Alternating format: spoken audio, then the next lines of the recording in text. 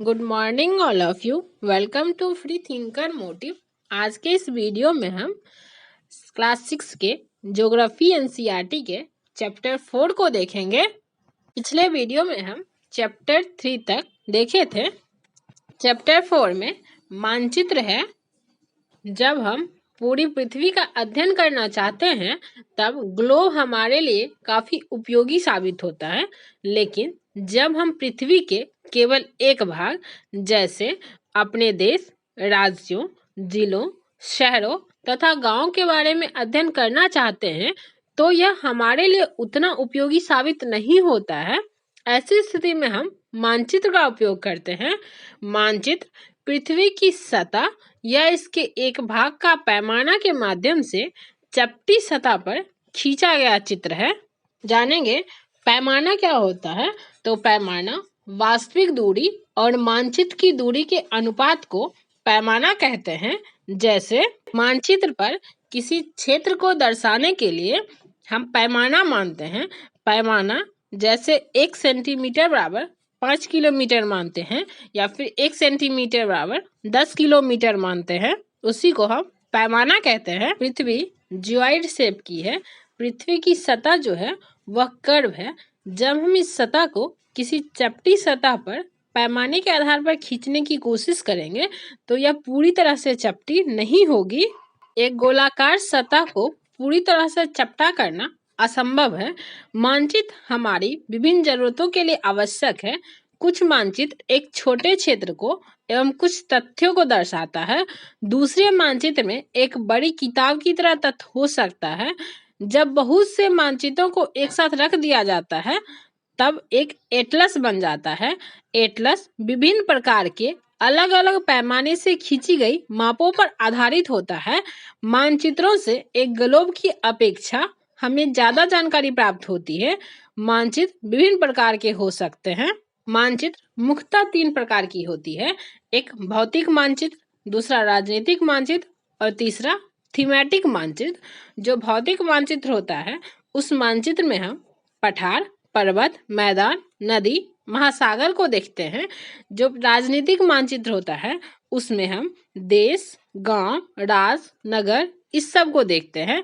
और जो थीमेटिक मानचित्र होता है उसमें सड़क मानचित्र, वर्षा, वन, उद्योग आदि का वितरण देखते हैं।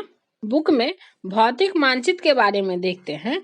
पृथ्वी की प्राकृतिक आकृतियां जैसे पर्वत, पठारों, मैदानों, नदियां, महासागरों इत्यादि को दर्शाने वाले मानचित्र को भौतिक या उच्चावच मानचित्र कहा जाता है। राजनीतिक मानचित्र राज्यों, नगरों, शहरों तथा गांवों और विश्व के विभिन्न देशों वो राज्यों तथा उनकी सीमाओं को दर्शाने वाले मानचित्र को राजनीतिक मानचित्र कहा जाता है। थीमेटिक मानचित्र कुछ मानचित्र विशेष जानकारी प्रदान करते हैं, जैसे सड़क मानचित्र, वर्षा मानचित्र, वन तथा उद्योगों आदि के वितरण दर्शाने वाले मानचित्र इत्यादि। इस प्रकार के मानचित्र को थीमेटिक मानचित्र कहा जाता है। मानचित्र के 3 घटक होते हैं, दूरी, दिशा और प्रतीक।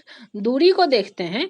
मानचित्र एक आरेखन होता है जो पूरे विश्व या उसके एक भाग को छोटा कर कागज के एक पन्ने पर दर्शाता है। या यह कह सकते हैं कि मानचित्र छोटे पैमाने पर खींचे जाते हैं, लेकिन इसे इतनी सावधानी से छोटा किया जाता है ताकि स्थानों के बीच की दूरी वास्तविक रहे। यह तभी संभव हो सकता है जब एक कागज पर एक छोटी दूरी स्थल की बड़ी दूरी को व्यक्त करती है। इसलिए इस उद्देश्य के लिए एक पैमाना चुना जाता है। पैमाना स्थल की वास्तविक दूरी तथा मानचित्र पर दिखाई गई दूरी के बीच का अनुपात होता है। उदाहरण के लिए हम देख सकते हैं कि यदि आपके घर से विद्यालय की दूरी 10 किलोमीटर है तो मानचित्र पर उसे हम 2 सेंटीमीटर की दूरी से व्यक्त कर सकते हैं। यानी 1 सेंटीमीटर को हम 5 किलोमीटर मानेंगे। मानचित्र पर दूरी को दर्शाने के लिए हम इसी तरह का पैमाना लेते हैं। इस प्रकार का पैमाना किसी भी मानचित्र के लिए बहुत महत्वपूर्ण होता है। जब बड़े क्षेत्रफल वाले भागों जैसे महाद्वीप या देशों को कागज पर दिखाना होता है तब हम लोग छोटे पैमाने का उपयोग करते हैं। उदाहरण के लिए मानचित्र पर 5 सेंटीमीटर स्थल के 500 किलोमीटर को दर्शाता है।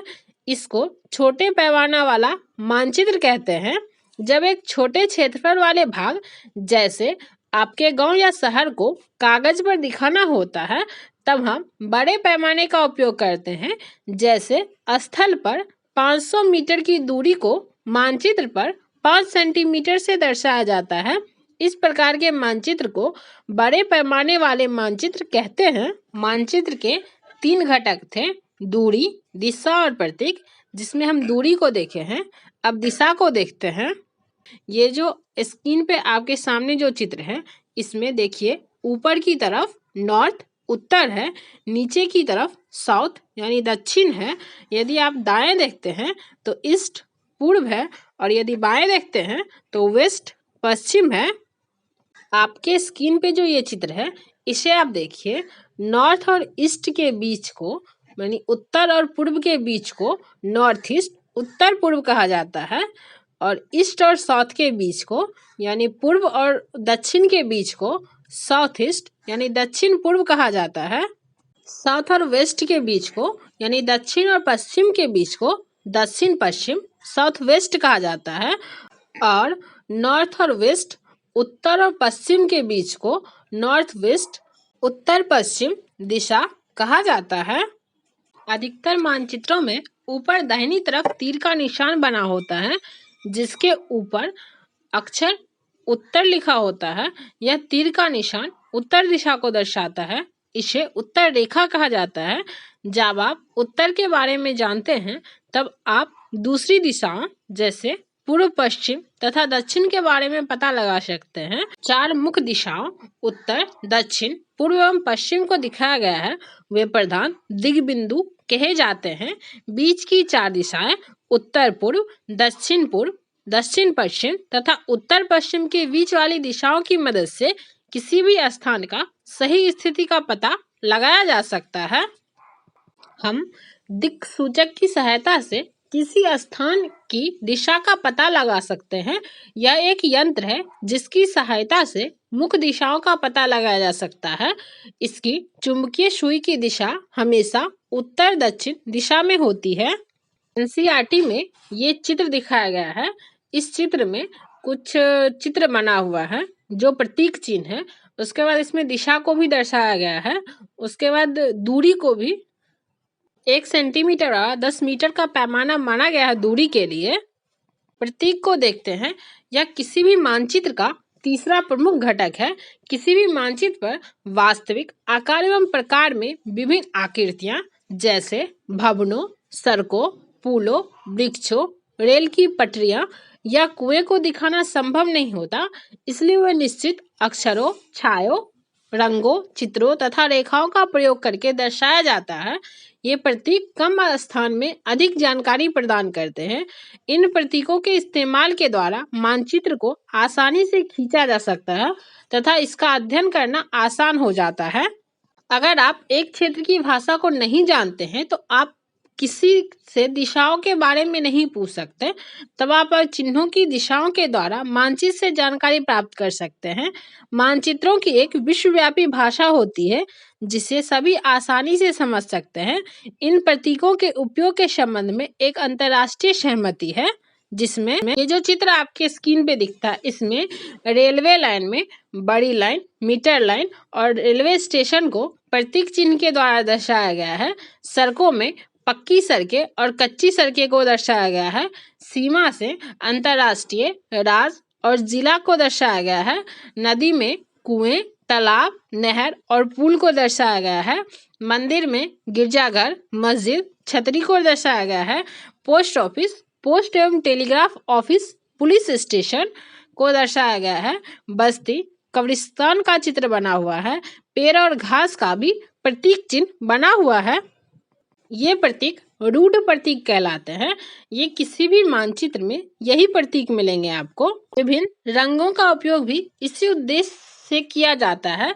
उदाहरण के लिए समांतर नीले रंग का इस्तेमाल जलाशयों, भूरा रंग पर्वतों, पीला रंग पठारों और हरा रंग मैदानों को दर्शाने के लिए किया जाता है। रेखा चित्र को देखते हैं। रेखा चित्र एक आरेखन है जो पैमाने पर आधारित न होकर याददाश्त और स्थानीय प्रेक्षण पर आधारित होता है। कभी कभी किसी क्षेत्र के एक कच्चे आरेखन की आवश्यकता वहां के एक स्थान को दूसरे स्थान के सापेक्ष दिखाने के लिए होती है।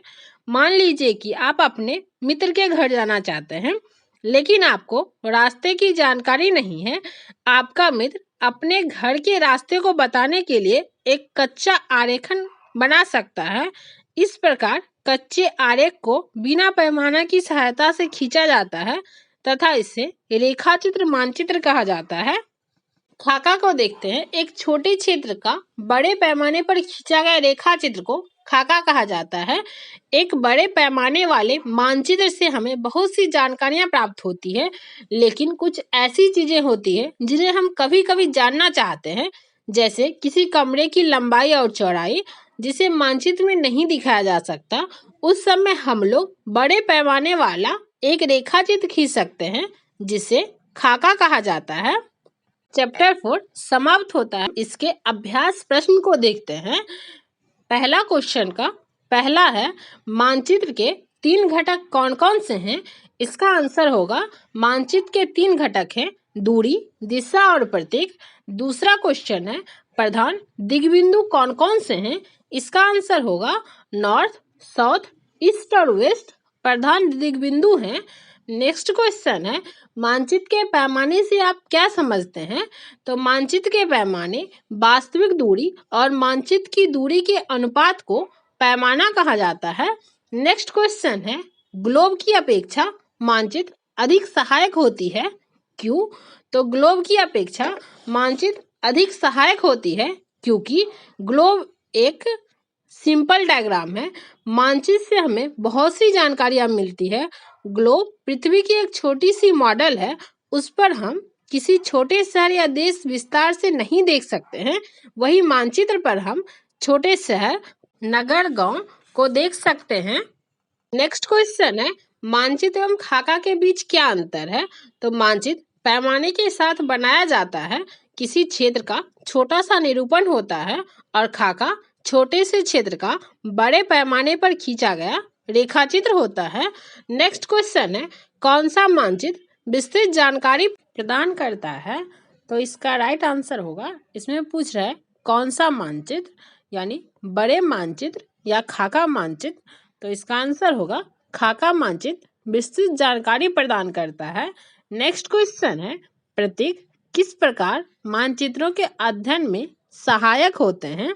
तो इसका आंसर है, प्रतीक भौतिक प्रकार के मानचित्र के लिए जरूरी होता है।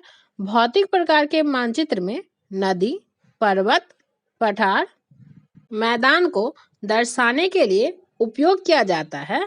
नेक्स्ट क्वेश्चन है, दूसरा वाला सही उत्तर चिन्हित कीजिए। इसमें फर्स्ट है, वृक्षों के वितरण को दर्शाने वाले मानचित्र हैं। क है भौतिक मानचित्र, ख है थीमेटिक मानचित्र, ग है राजनीतिक मानचित्र। तो इसका सही आंसर होगा ऑप्शन ख, थीमेटिक मानचित्र। नेक्स्ट क्वेश्चन है, नीले रंग का इस्तेमाल किसे दिखाने में किया जाता है? क है जलाशयों, ख है पर्वतों, ग है मैदानों। तो इसका आंसर होगा क, जलाशयों को दिखाने के लिए नीले रंग का इस्तेमाल किया जाता है। नेक्स्ट क्वेश्चन है, दिक्सूचक का उपयोग किया जाता है। क है प्रतीकों को दिखाने के लिए, ख है मुख्य दिशा का पता लगाने के लिए, ग है दूरी मापने के लिए। इसका सही आंसर होगा, मुख्य दिशा का पता लगाने के लिए दिक्सूचक का उपयोग किया जाता है। नेक्स्ट क्वेश्चन है, पैमाना आवश्यक है। क है मानचित्र के लिए, ख है रेखा चित्र के लिए, ग है प्रतीकों के लिए। इसका सही आंसर होगा क, मानचित्रों के लिए पैमाना आवश्यक होता है। एनसीईआरटी सीरीज देखने के लिए इस चैनल को लाइक, शेयर एंड सब्सक्राइब करें।